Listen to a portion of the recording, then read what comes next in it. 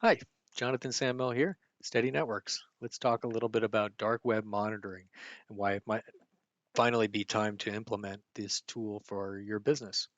So let's get into it. Today we're going to talk about dark web monitoring, why it's in the news, how it led to this colonial pipeline hack, and how you can monitor your company's exposure.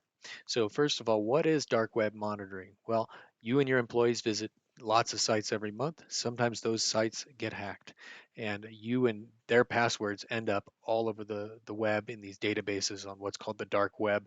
Dark web really just means, you can't find it through Google or Bing, but it's out there and not that hard to find. Hackers search these sites for opportunities and want to exploit anything they find. So, how did the dark web lead to the Colonial Pipeline hack? Well, exactly that process. Hackers found a single VPN password on the dark web, and they used that password to access the pipeline's network. From there, they had a foothold to install ransomware, and they demanded millions, and they got millions. They shut down the East Coast gas lines for days, and that's basically how it works. So, what can you do to monitor your company's exposure? What could the Colonial Pipeline have done? They could have had a process to monitor the dark web. These tools are out there and they're very effective. And the question is, how often do you look at it and what do you do with that information? So, first, what you want to do is schedule some kind of regular, perhaps quarterly review of those exposures. So, at least you know and you've got a sense of what passwords have been stolen.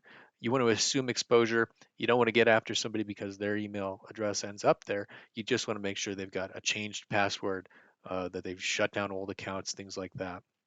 And what you want to do to reduce your company's exposure is certainly to have that visibility, but also to use multi-factor codes.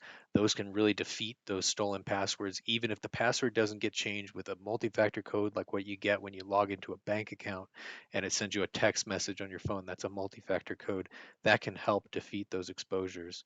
Also, a password manager to rotate passwords. I encourage people to stop trying to use memorable passwords, to really use a password manager to generate those complex, impossible to remember passwords. That can be a really effective way to reduce that exposure. If you have questions or you'd like a free scan, I'm happy to. I have these tools at my disposal. I'm happy to share. Give me a call, 365-1975, or I am me, or get a hold of me however you want. Uh, that's all I got. Let me know if I can be any help. Reach out, steadynetworks.com. Have a great day.